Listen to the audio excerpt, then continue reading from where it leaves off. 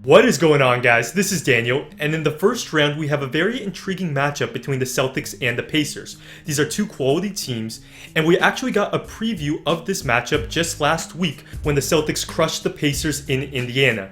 And what stood out to me the most in this game was how the Celtics offense attacked the Pacers' excellent defense. The Pacers have the fourth-ranked defense, but the Celtics' offensive talent, intelligence, and coaching prevailed in their blowout win.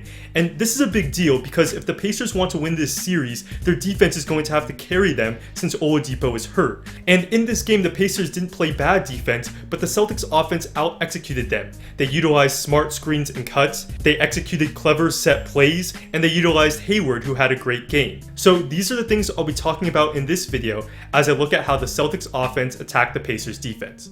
Let's get to it. Let's start with screens and cuts, and one thing I liked that the Celtics did was at times when they brought the ball along on the side, they'd set up a quick screen away in the middle of the floor. So Tatum has it on the left side, and then Horford will screen away for Kyrie here, and you can see why this works. Corey Joseph, who's guarding Kyrie, is not expecting it. He's not in a stance, as an off-ball screen like this high up on the court isn't typical. This allows Kyrie to catch it coming off the screen, and he works his magic and hits the jumper. The Celtics run this again here, and Corey Joseph, who's a very good defender, gives Kyrie space and isn't locked in tight. This allows the screen to work, and Kyrie this time gets an open three.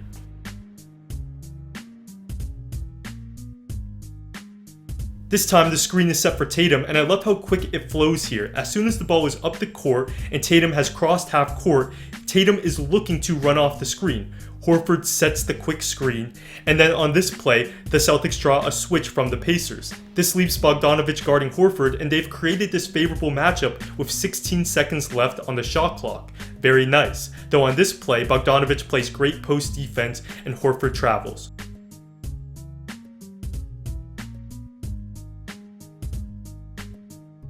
That quick screen on top is an example of good screening by the Celtics, and here's another example. On this play, they'll get it to Horford in the post, and notice how Rozier receives a flare screen from Daniel Theis. And this isn't an obvious screen because Rozier could easily come to the strong side and get a screen from Tatum. Horford does a nice job of finding Rozier off the flare. It forces a rotation by the Pacers, and it results in Marcus Smart, who's an improved shooter this year, getting a wide open three. Very fundamental basketball. The Celtics also utilize cuts from their big men well in this game, and this is what I mean. So to start the play, Marcus Morris is beyond the three-point line, and this creates the initial spacing the Celtics want for their modern offense. Then when the drive comes, Turner, who's guarding Morris, comes to help. So Morris does a great job of cutting to the basket, and he gets fouled on the layup. We see this happen again here, this time with Aaron Baines, who starts out in the corner. When the Celtics draw help, Turner comes out to help near the top, and then Baines, knowing Turner is likely to help, is quick to cut back door to the basket, and Horford throws the alley-oop.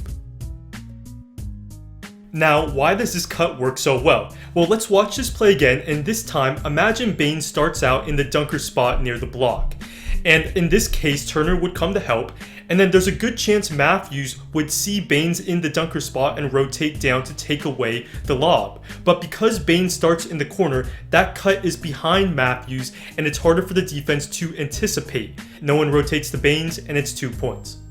Here's one more example of the cut. Morris isn't all the way behind the three-point line, but when Hayward catches it inside, Turner comes to help, and Morris cuts nicely behind Turner, and while he misses the first layup, he gets the putback.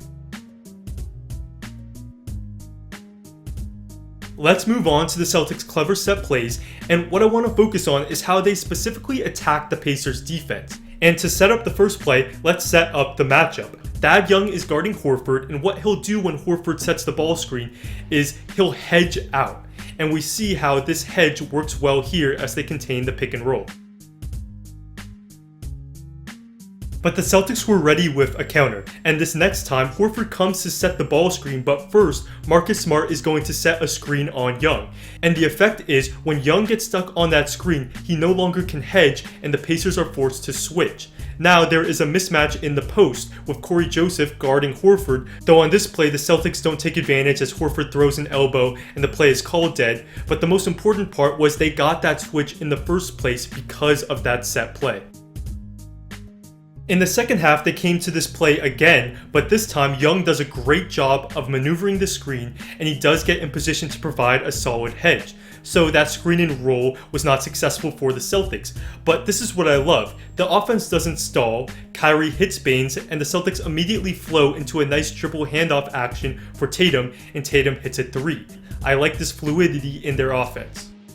Here's another classic set that's called in the right matchup. So we see Young go to hedge Horford's ball screen, and then afterwards Horford gets a flare screen from Baines. And this works here because Young had just hedged and he's late recovering to get out to Horford, and Horford gets an open 3. Nice play call. So the Celtics were ready when Young was guarding Horford and the Pacers decided to hedge, but what about this matchup? We saw this in the third quarter where Turner and Sabonis, two centers, were on the floor at the same time. And we see there's a matchup the Celtics can exploit. It's Sabonis guarding a 3-point shooter in Marcus Morris, and sure enough, the Celtics attack this matchup with a pick and pop. They run a set where they get it to Morris at the elbow, Hayward comes for a handoff, not a complex set, but it works because in this handoff, Sabonis drops to contain the ball, but that leaves Morris open on the pick and pop, though he misses. Those were just a few sets, but I'm a big fan of how Stevens runs sets specifically to counter the other team's personnel and scheme. Versus the Pacers, they're going to run different variations of sets in comparison for when they play, say, the 76ers, where they always try to get JJ Redick isolated in the post. And here's an example, as a set is run to isolate Redick in the post. It's nothing other coaches don't do, of course, but Stevens in particular does a great job. Now, let's move on to how the Celtics utilized Hayward.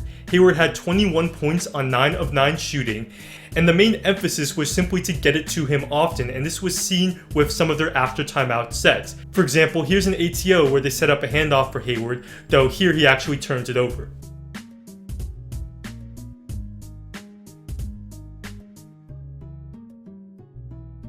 But that was about the only mistake he made, and here's another example of the Celtics going to him, setting up a pin down for him, and he finds Baines on the roll.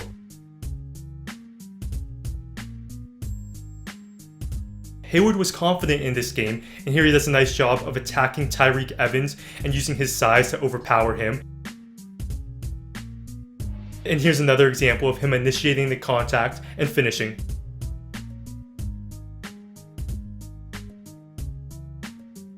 Hayward's also developed a nice pick and roll chemistry with Baines. On this play, he gets a handoff going to his left, and we see what he does. He first gets Tyreke on his back and slows down. Then he snakes the ball back to his right hand, and the effect of all of this is now Baines is rolling ahead of him in the pick and roll. This ends up mattering because what Baines will do is he'll look to seal off Sabonis, which allows Hayward to get a layup. This is high-level two-man chemistry, and we see this again here. This time Hayward goes to his right, and notice how he gets physical with Evans, pinning Evans on his back. Baines gets ahead of the action, and he'll screen and seal off the rim protector, paving the way for Hayward to get a layup. Well, there you have it, guys. It'll be interesting to see how the Celtics offense fares in the first round, and make sure to keep an eye on screens, cuts, set plays, and Hayward to see the effect those things have. Add in those promising factors with the fact that they have Kyrie Irving, one of the best scoring guards in the league, and from an offensive perspective, I'd be pretty optimistic if I were a Celtics fan. Also, here's a video clip from my new program designed to increase your basketball IQ, where I break down the controlled 2-foot finish. I love this play. So this is sort of a scary scenario for a lot of guards. We see that the guard has the ball and is ahead of the defense, but an athletic, taller player is coming very quickly. But notice how the guard approaches this. He doesn't slow down, but he takes his time and lets that defender fly by him. By jumping off 2 feet, he throws off the timing of the shot blocker. He doesn't jump away from the rim, but he jumps towards the rim and is able to finish.